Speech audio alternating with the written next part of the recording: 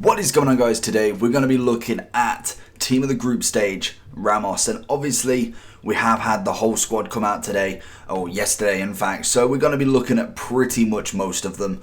There is a couple, obviously, Messi, probably Mbappe, just outside that budget, and to be honest, with them sorts of players, we already know that they're probably going to be pretty good. Like, personally, Mbappe's normal card is absolutely fantastic, whereas his next card, I can imagine, is just as good. So he's probably a 10 out of 10 anyway, but for the amount of coins that he's got, I feel like being able to do every single other person and not lose a huge amount on tax and everything like that, I feel like it'd be more beneficial to get them done and really give you a kind of variety of who we've got. Obviously, Ramos is first. He's always been one that I've really liked, and this FIFA he's not been bad. Like, don't get me wrong, he's not a bad player whatsoever, but he's most definitely not the meta centre-back anymore. I think, personally, Virgil has absolutely taken that crown and smashed it out of him, because Ramos is getting on a bit. Let's be honest, he's 33 years old, and to be honest, he's still probably in my, say, top 4 defenders, top 5 really. So that's still a pretty big achievement for how old he is and how good he actually is in the game.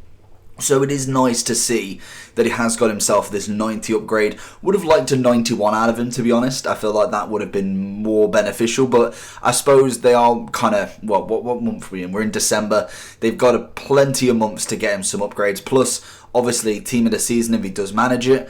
I don't think he's anywhere near team of the year this year. So we will see some special upgrades for him. And at the minute, his normal card is going for just under 100k on the Xbox.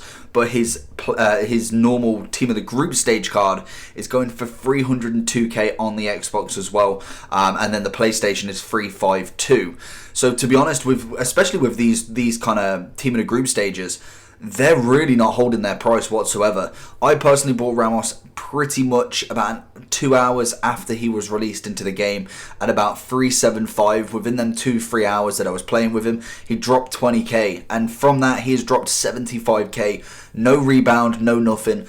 Obviously, we know that the pack weight, especially on them 125k packs, are pretty good, to be honest. I've got another video coming up. We have packed a couple more big players, so definitely subscribe and like for that one. If you turn the notification on, you'll see when that comes out. Hopefully that'll be out before 6 or maybe just after. We'll see when the video actually wants to go up. But anyway, Ramos, what are we looking at stat wise? He's a 3-star skiller and a 3-star weak foot. So, to be honest, for a centre-back, I'm quite happy with that.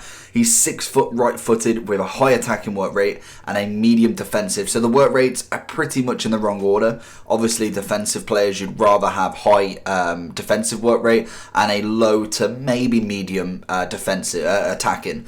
But I don't think it really matters too much with a centre-back, to be honest. If you're playing him out of position, you'll play him out of position. There's not a chance that he's going to be running up front, trying to score them goals with everybody else. But it does mean that you have got a nice player kind of running up a little bit if you are in dire need of a goal. You can push him forward.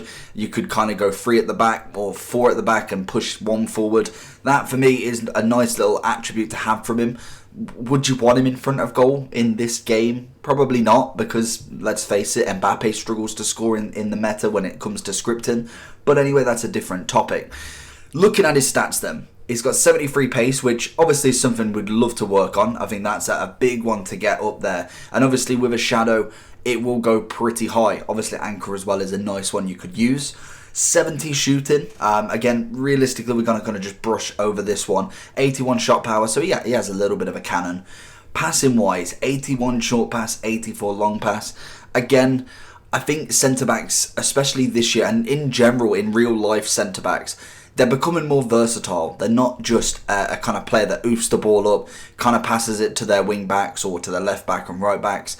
They actually play with the ball now, and I think that's something that we're going to have to get used to in FIFA as well. We find that a lot of the time people passing around the back, people making moves, kind of using their centre-backs to shift the ball across.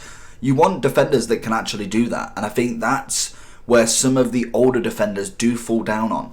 Obviously, I'm not too bad with the short and long pass with Ramos. I don't think it's absolutely terrible, but obviously it's not in the high 80s, so you can't be doing scorpion kicks, all of that good stuff, the no-look passes. He's not going to be able to do that, so Definitely make sure that you are comfortable with Ramos and make sure that his pass is going to the right direction, because sometimes, yeah, you can get messed up on that sort of style of play if you're not as confident as some of the really, really good players. Because you see some of the pro players, they're absolutely incredible with playing at the back. And personally, I don't know how they do it for me. Looking at his dribbling, 80 agility, 67 balance, which isn't great, 89 reactions, 85 ball control, 66 dribbling, which obviously we already know, and then 86 composure. So already, balance-wise, not the most fantastic stat in the world. Agility is quite nice, so it outweighs it a little bit. We've got good reactions and good composure is what I'm taking from that dribbling stat. That's something I do want from Ramos, and we've seen it over the years. The composure on the guy is absolutely phenomenal. He's so calm and collective when on the ball. That is something that I really wanted to shine through for this card, so I'm happy that it is a decent enough level of a stat. So, moving over to the defending then. 89 interceptions, that's nice. 93 heading accuracy. Again, it's one of them. Apart from maybe kind of oof headers or kind of someone putting the ball over the top, he's relatively decent at doing that. With combined the 95 jumping and being 6 foot, you're not really getting out-headed really by someone of that stature. So that for me is a good one, but most of the game is played on the ground nowadays, so that becomes somewhat irrelevant, but then good in the points when you do need it. 85 defensive awareness, 88 standing tackle, and 91 sliding tackle. So we already knew Ramos in general is a better slider of the ball. He's great at them last ditch challenges. Better at sliding than he is standing up. But obviously with a shadow, personally I don't think that'll matter too much because it's just going to absolutely outrageously boost these stats up.